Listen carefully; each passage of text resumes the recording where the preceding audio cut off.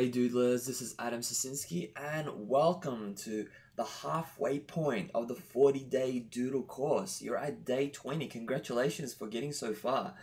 Now, today we're going to look at facial expressions as well. So we're going to continue this sort of trend, but we're going to look at adding faces to inanimate objects.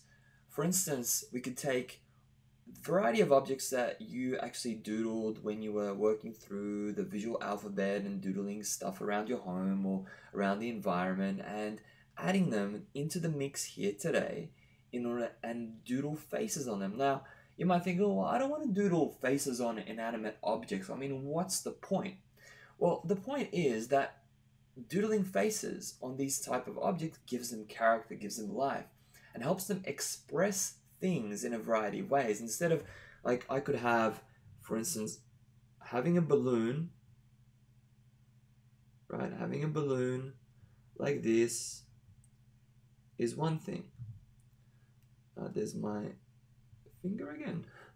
Having a balloon like this is one thing, but having a balloon that where I can add some facial expression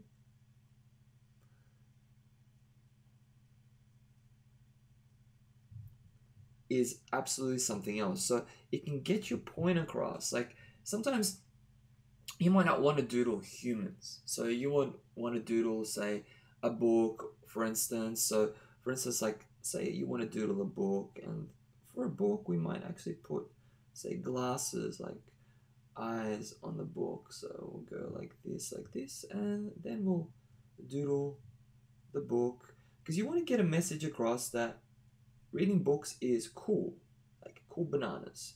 And so you go, yay, books are cool, like this, they're cool. And so with a book, you would kind of go like that, okay, there's the pages flinging up through there. So reading books is cool, and then you have like a little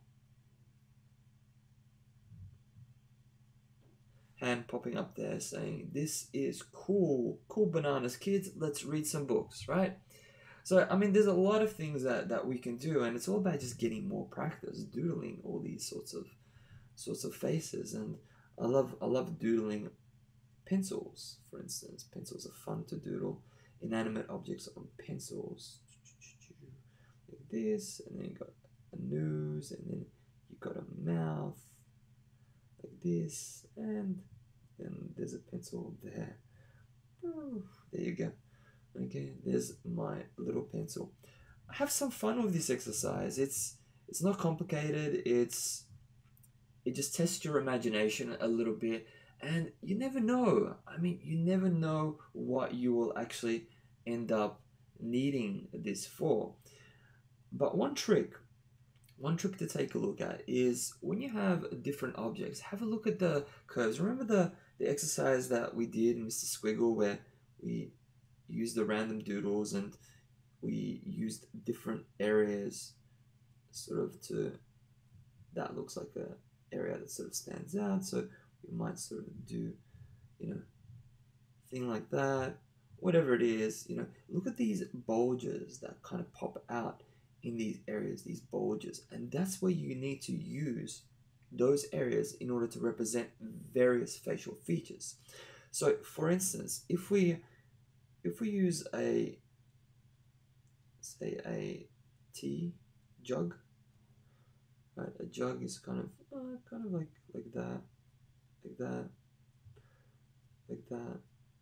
There's a handle sort of there, so that's like a tea jug. Not perfect, but I'm happy, good enough. I'm not going to play the perfectionist today. Okay, so that's a tea jug there.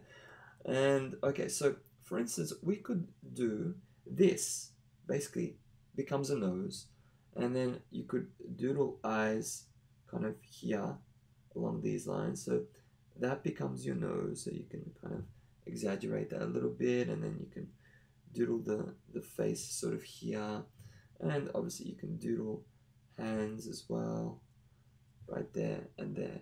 So it just gives it life, gives it variety in all sorts of ways. I like another one is the umbrella. I like the umbrella when we kind of get into that, because umbrella has a nice little hook, like here. You can kind of hook it, and then you got the umbrella kind of going down. Kind of reduced it in size, made it really small, but like that. And this hook here, perfect for a nose, little. And then you can doodle some eyes on top, like that. And the mouth, well, you can kind of doodle a mouth sort of here, like this. There you go. I mean, so there's a lot of different things that you can do. And so I want you to go back, I'd like you to go back to the visual vocabulary work that you did, and maybe even the lesson where you kept your visual vocabulary like in a notebook, you kept building it up, and now take some of those inanimate objects from that visual vocabulary and add faces to them.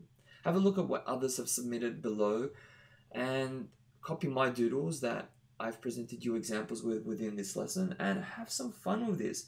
Enjoy this process. I'm sure you'll gain a lot of value, and there'll be a lot of reasons I think you'll find to doodle faces on inanimate objects in order to express across certain ideas, depending what you're using it for, of course. But I think you'll find it quite valuable. So I hope you enjoyed this lesson, and as always, I look forward to having you with me on day 21 lesson tomorrow. Take care.